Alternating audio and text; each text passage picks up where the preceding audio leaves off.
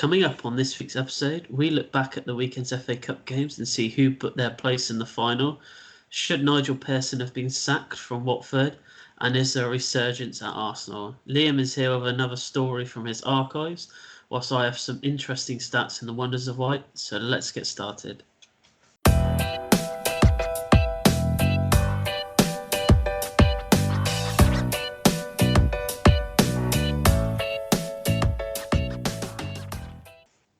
Hello and welcome to episode 27 of View from the Sideline podcast. It's Chris here and Liam is here as always. Hello, Liam. Evening, Chris. How are you doing? Yeah, good, mate. Good, very good, especially after yesterday. Yeah, what a win. Yeah, it was a surprise, but we are going to talk a bit more about that in the talking points. Well, I guess you've got a teaser for this week. I do, and I think the last few weeks I've been taking it a little bit easy on you. You've been doing a little bit too well, so I'm making things a little bit more difficult this week. So what I want you to do is we're going back to a few weeks ago. I want you to put the following players in order of Premier League assists. Right. So I hope you've got a pen and paper. I've got a laptop. So yeah, here we go. Assists, yeah. So, okay. So in order of the number of assists they've had in the Premier League, so you've got Dennis Bergkamp. You've got Cesc Fabregas. I thought the Chelsea connection there. Okay. Ryan Giggs, Frank Lampard, and Wayne Rooney. So I saw that list and I thought, well, there's two Chelsea players in there, so we might have an idea about them. Yeah. Have a think throughout the podcast. I know sort of Lampard's, so it's just trying to figure out the rest. Okay, I'll have a think whilst we're doing it. That's a difficult one. Trickier this week. Be a red herring in there somewhere. We'll see. But we'll move on now to the talking points from this week. Firstly, we're going to talk about the two FA Cup games that happened on Saturday and Sunday this week. So we had Arsenal versus Man City on Saturday, and then the Man United Chelsea game yesterday. So we'll start with, I suppose, quite a shock, really, for most people. Arsenal beating Manchester City by 2-0. Yeah, massive shock. I definitely didn't see that result coming. Obviously, Arsenal had a good win in the week against Liverpool, but I just thought, I mean, how well Man City have been playing over the last few weeks. I never saw that performance coming from Arsenal, especially not David Luiz. I said, what an enigma. I messaged you yesterday and I said they've made him look like Maldini this week. Yeah. I was quite shocked at how. I wouldn't say Man City played poorly. I'd say, in parts of the game they were actually quite good. They just really struggled to create any sort of clear-cut chance. And with Man City, I find when Sterling and De Bruyne aren't sort of firing on all cylinders, their build-up play can be quite slow, and it just doesn't flow as well when those two aren't playing, or if they're effectively being played out of the game. But yeah, I was completely shocked. I didn't really. I've seen the highlights from the game. I didn't watch the game live. But definitely when I looked down at my phone on Saturday night to see that it ended 2-0, I was surprised. And Aubameyang, two well taken goals really. Two good finishes. Yeah. And he had a really good chance as well at 0-0. Yeah. He was almost throwing goal. He literally anywhere else at the goal, and he probably would have scored, but he hit it right down the centre, right at the keeper. But yeah, as from a Chelsea point of view, just move on to that game quickly. Obviously, with us winning yesterday, out of the other three teams that were there. Arsenal definitely the team I would like to play in the final. So we beat them in the Europa League final last season 4-1. So probably different sort of Arsenal side to play now. But just moving on to Chelsea, best I've seen them probably since we restarted. I thought we pressured Manchester United into making quick passes that they weren't, keen on. Jorginho did a really good job of isolating Fernandes. He did a very, very good job. Pretty much like their one player that was going to create anything. He was pretty much played out of the game by Jorginho. He was my man of the match. Yeah, I know he didn't get on the score sheet or anything. He didn't take many headlines, but yeah, he kept Fernandes so quiet. And I know that Pogba wasn't playing. I know there was a few probably of the more formed players that were on the bench for United, but it was by no means a weak squad. No. But I think genuinely, you made them look ordinary, I think, this weekend, and highlighted quite a few defensive fragilities that I think we all knew they had, but have sort of been papered over the last few weeks, especially with the De Gea mistakes. Yeah, I'd be looking at saving both of them. I'd be a bit disappointed at letting both, the Giroud goal and the Mount goal in. The Mount goal, especially. Even Rudiger's was at the near post, and you think, well, it was a more difficult one to save, but yeah, the other two, it was almost with the Giroud one, it was almost as if he'd saved it, but because he sort of patted the ball down, it just hit his foot and went in. It was almost an own goal. Because it looked like if his foot's not there, I don't think that goes in. I think he's punched it down onto his own foot. But yeah, great. It was a good all-round performance from Chelsea. I mean, you didn't really give them a sniff, to be honest. No, it is. I felt that we were so much more effective when we played that sort of three at the back with the two wing backs, and I think Solskjaer knew that that's how we'd probably play, and they tried to set up in the same way, but it didn't work for them. I'm not sure why. And it was very strange that he made the changes that he did going into the game as well, starting Daniel James. I thought that was a bit of a strange one. And Fred as well. I would have thought you'd be probably starting your best team. It's sort of implied that he was going to sit back and let soak up some pressure and then just try and hit you on the counter-attack with some pace. But the formation that you play and the players that you play, you're not really lacking in pace. No. Definitely not on the wing. I mean, maybe Azpilicueta's getting a bit old, but apart from that, you're not a slow team. And I just thought it was an unusual way to start, considering how effective the three up front has been. I personally, as a manager, I would want to keep those in form playing.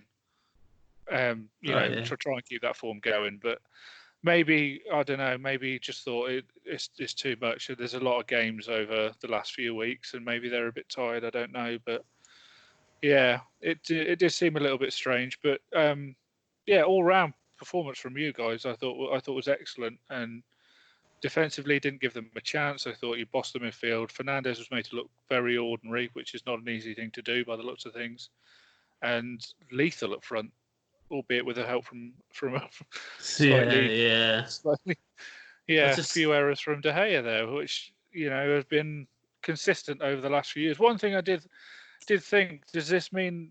Do you think Henderson should come back from Sheffield and start next year? Do you think De Gea's time is up? I don't know. I saw somewhere today that some computer machine that works out how many sort of goals a keeper should concede in like a season, depending on their form and stuff. It nailed it straight on of how many goals he would have conceded in the season so far. So I don't know. Who are you going to sell him to though? If you want to get rid of him, I don't think Real Madrid and Barcelona are currently looking for goalkeepers, and sort of Liverpool aren't going to be looking for another goalkeeper, and I can't imagine that Man United would want to sell to Chelsea or Arsenal, sort of their rivals in the league. So I'm not too sure, but I think they will bring Henderson back. Maybe just to keep De Gea on his toes, maybe a little bit. I think this year that, personally for me, Henderson, if the Euros had been played this year, I think he should have been our number one keeper. Yeah. I think he's been that good. And I think he deserves to get a chance at United. But yeah, going back to what you were saying, I don't know who they'd sell him to. I don't know any of the main clubs. Even going back to Atletico, they wouldn't want him anymore because they've got Oblak in goal. The only team I can think of is maybe like an Inter Milan, where all United players seem to be going at the minute. Yeah, even they've got Handanovic, and he's he's getting on a little bit, I suppose. But yeah, they probably won't. They would. It's not a necessity, unless Juventus think Buffon is. I know he signed a contract extension, but he is 40 odd. Maybe Juventus or Munich maybe thinking Neuer's getting a bit old or something. I don't know. Maybe. But yeah, but it depends. It's going to come down to money, and at the end of the day, it is. Yeah, he's going to be an expensive keeper. Man United are going to want top dollar for him, but whether he's a top dollar goalkeeper, I don't know. But yeah. Yeah. We'll move on to one of the surprising sackings of this season, maybe, in Nigel Pearson. A very, very strange.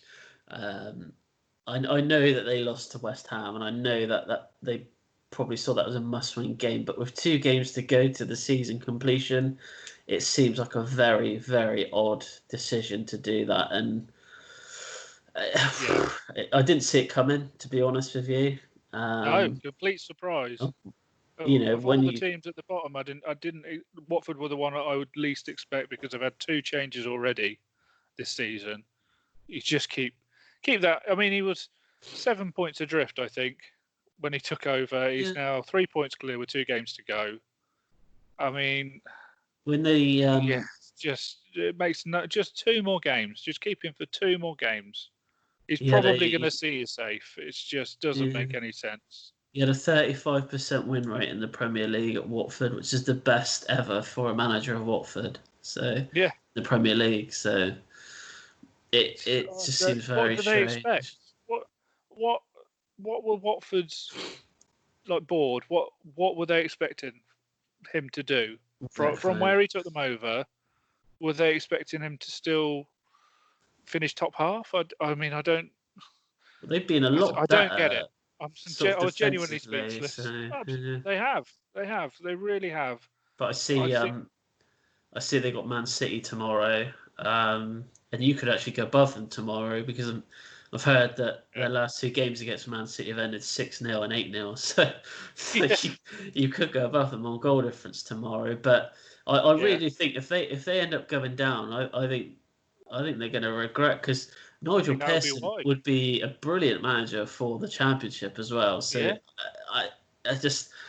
something just doesn't seem to sort of add up. No. And I know I've seen a lot of comments on Twitter from sort of football pundits saying, they're quite shocked in the fact that, they sacked him. And so I saw Gary Lineker say that, that's the gratitude that you get for getting a team out of, the bottom 3 and potentially safe, you get sacked. It's just very, very strange. But Leicester did the same thing and won the league. He kept them up. An absolute miracle in keeping them up, and then got sacked. So, I see what you're saying, and I think if anything, he's probably come up better for this. I think that he'll probably be able to get a half decent job. Yeah. Well, I think if you're looking at maybe Christmas this year, whoever's struggling in the Premier League, potentially if West Ham are down there again or someone like that, he will be in the draw for one of those one of those jobs. I would say the first person to get sacked with a team in the bottom half, fearing relegation, he'll be in with a shout of taking over. I think he steadied the ship at Watford. I mean, I saw them in, I think, what was Flores' last game at Southampton.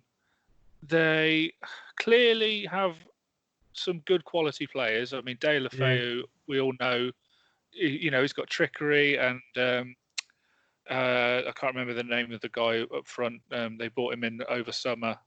But Sarr, that's it. He lots of pace, lots of power. He scored a good goal that day.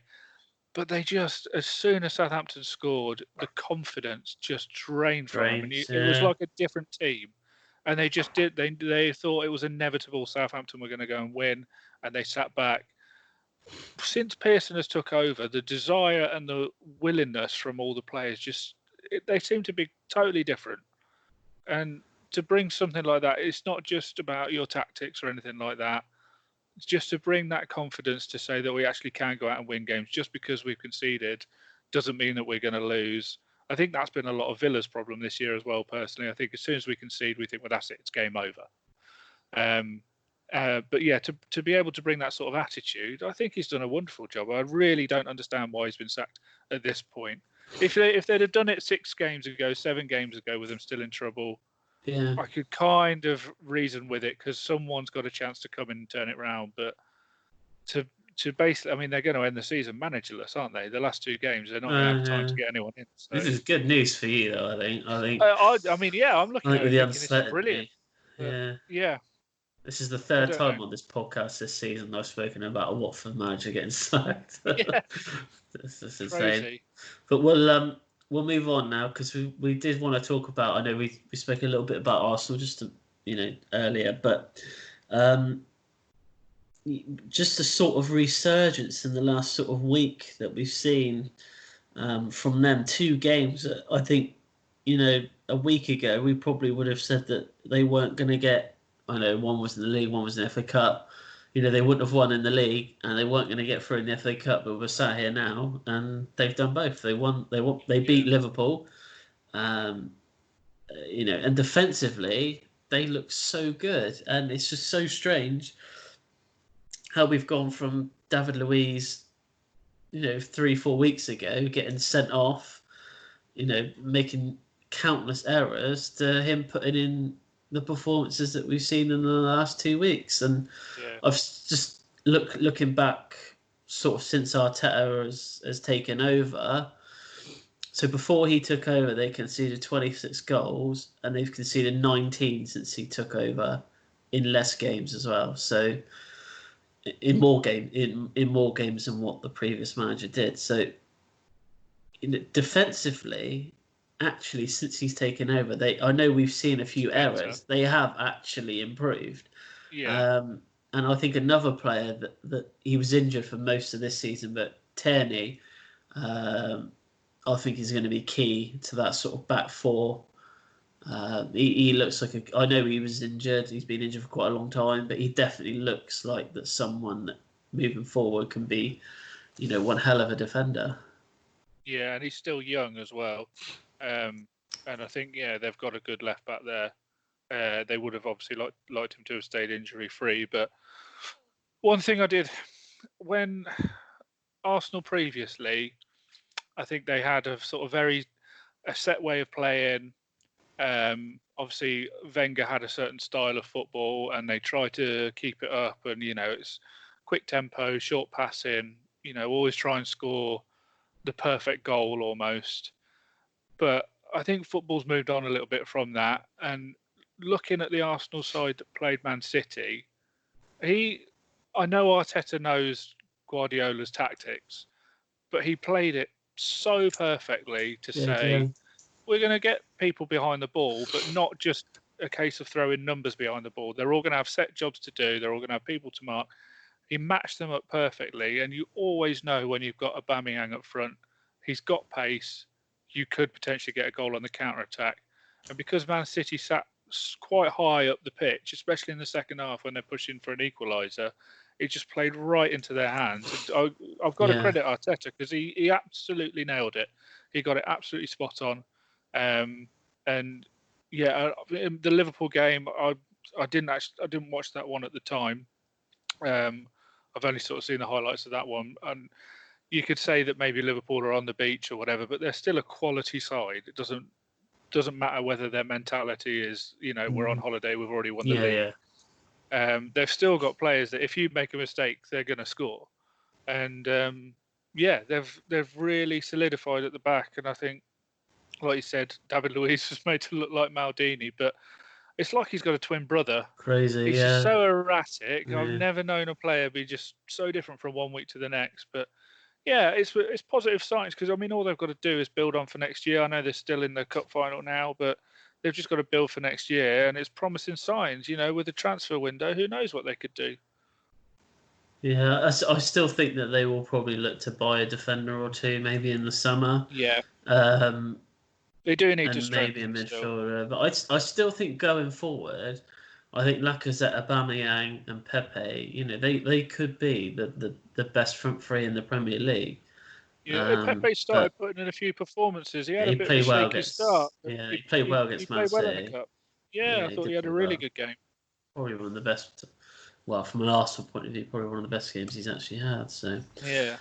yeah, well, hopefully after the cup final, we're not talking about Arsenal having a good game. So yeah, Yeah, I know you'll be wanting a Chelsea win there, but yeah, yeah, it'll be. I think they'll give you a good game now. I think if yeah, this time last week I would have said, oh, that's going to easily be a Chelsea win, but yeah, if Arteta continues to get things right and they can stay mistake free at the back, then who knows what can happen. That is always the thing, isn't it? When your defence is conceding mistakes that are like individual errors, you know that as long as you can cut out that or two individual errors, you've actually yeah. got the rest of the package sorted up. It's fine. Yeah, So all you need to do is just be a bit more sensible with not passing to opponents and all that kind of stuff, and you've got a decent defence there already for you.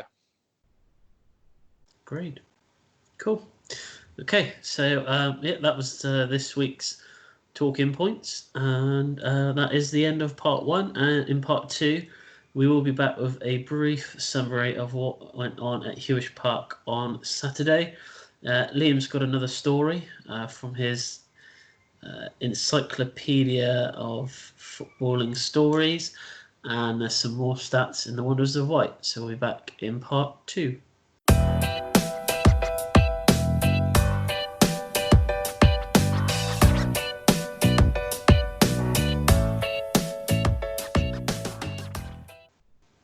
Hello and welcome back to part two of the From Solent podcast.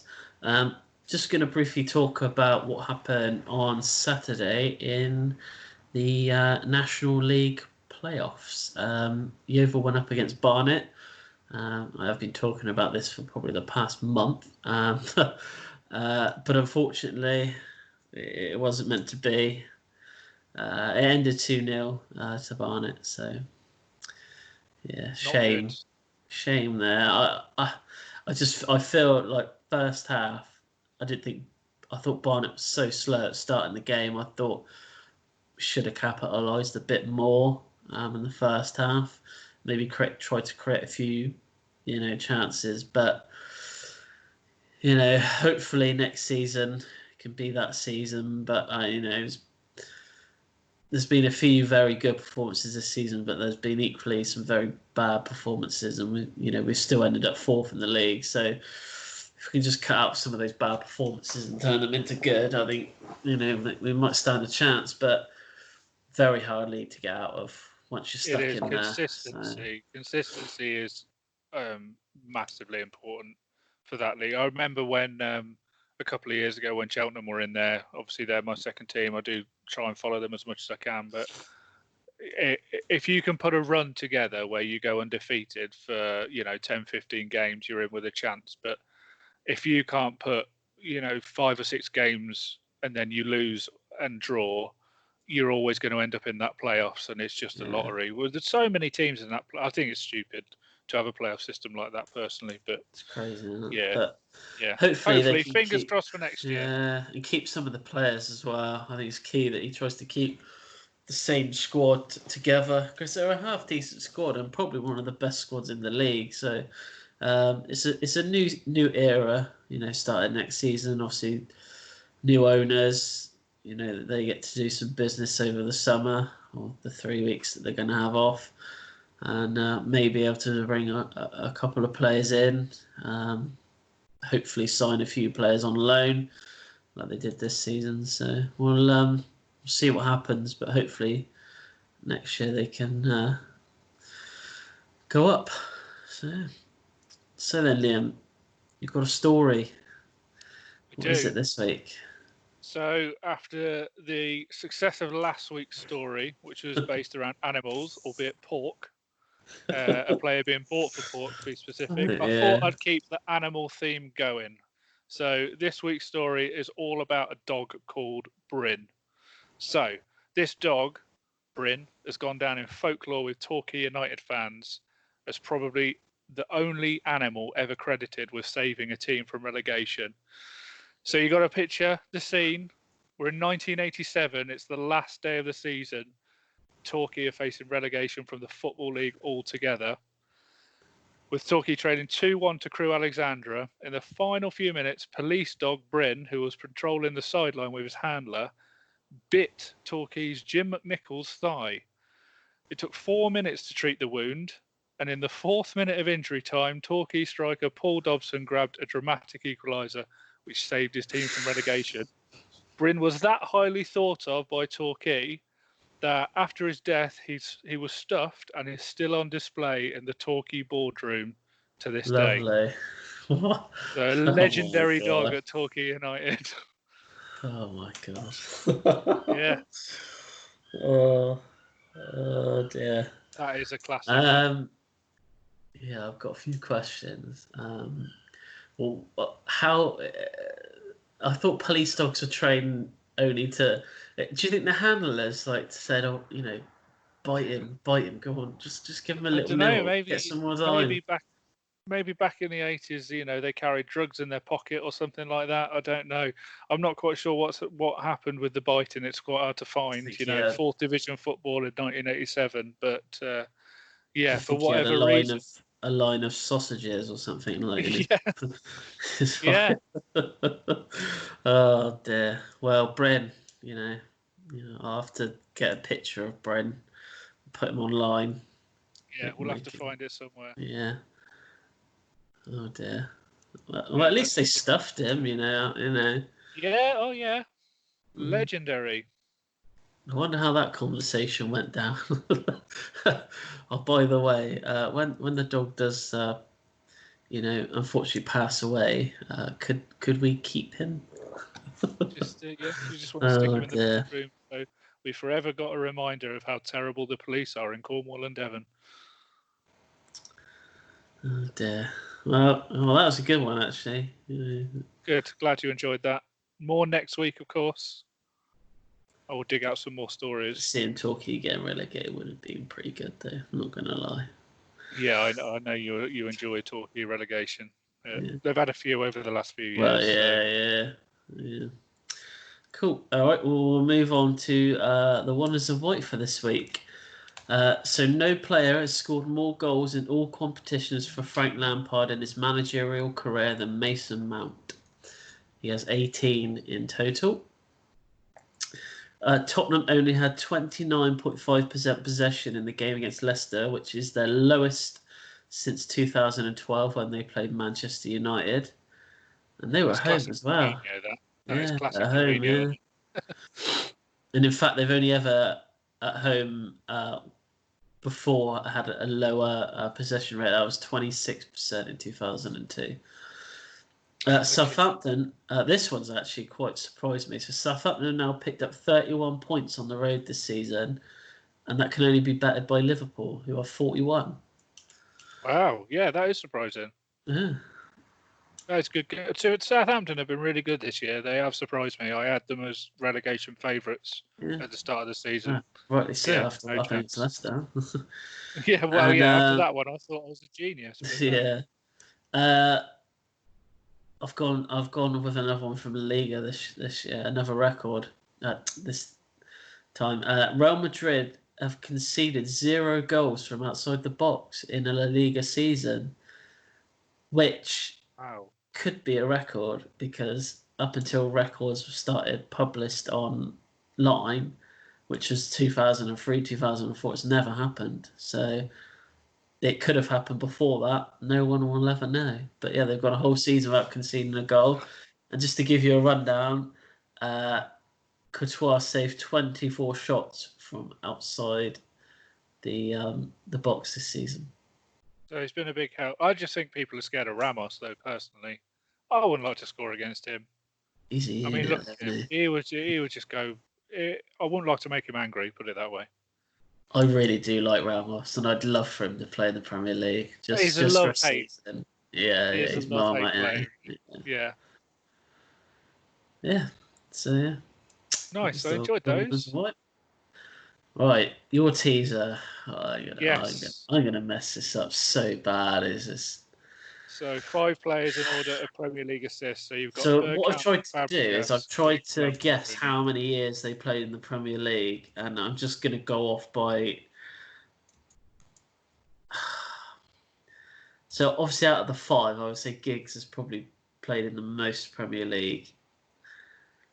But I really doubt that he assisted that many more than Lampard or less than Lampard. Oh, fiddlesticks. Just to give you a bit of context, I'll give Yeah, you. So they are the top 5. yeah. So those 5 are the top 5 assisters in the Premier League. So 6th at the moment is David Silva with 93 assists. Okay, right, So yeah. they've all got above that amount. I Yeah. don't know whether that will help, but there you go. Obviously, the top 5 aren't playing in the That Premier League really, anymore. then that really, really baffles me about Bergkamp because I have no idea how he's got that many. Okay, right. Mate, I'm gonna have to guess this. Right, I'll go with.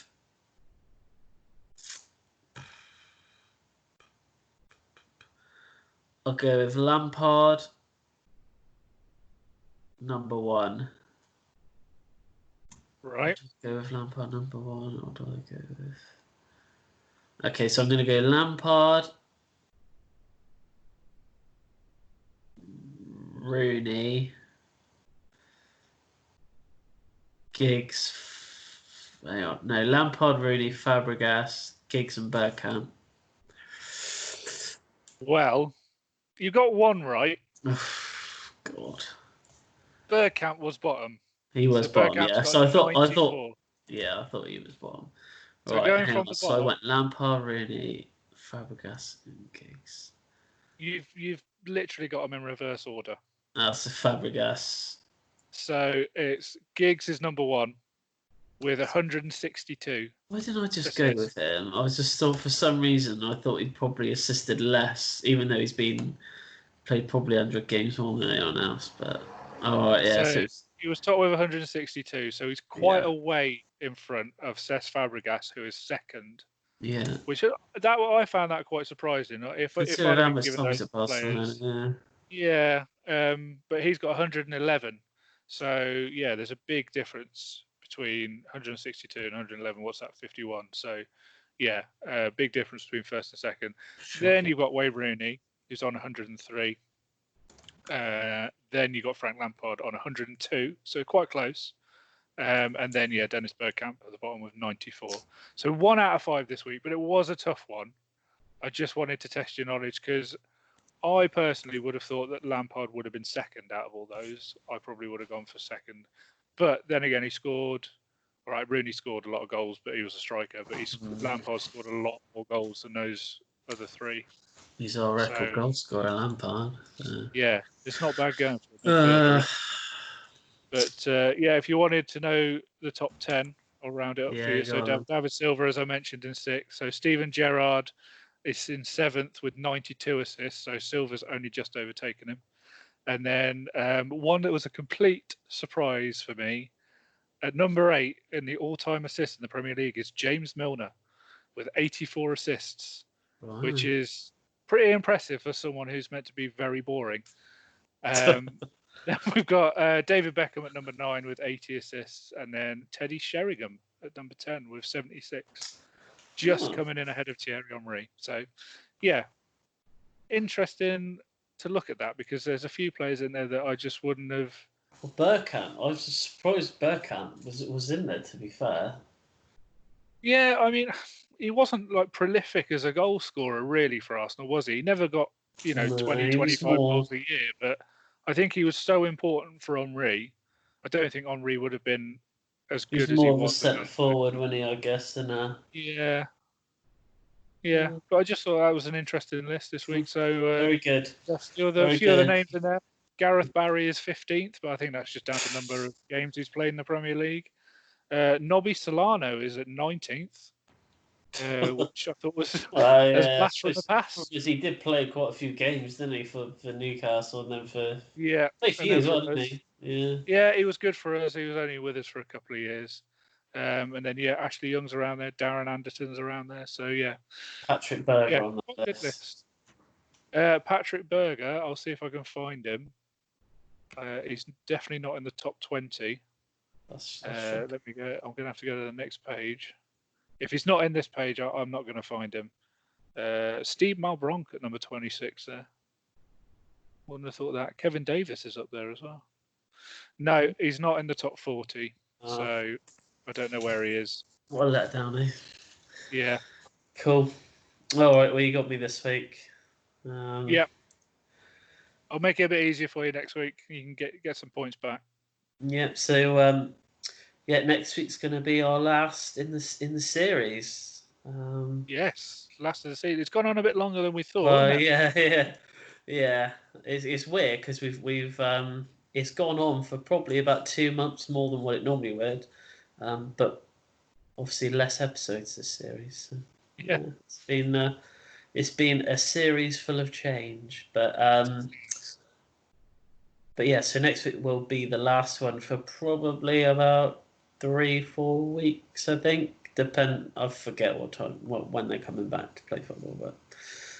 We'll clarify next week. we'll be ready. We'll be ready. Yeah. Anything else, Liam? No, nothing from me. Cool. Well, we will speak to you next week.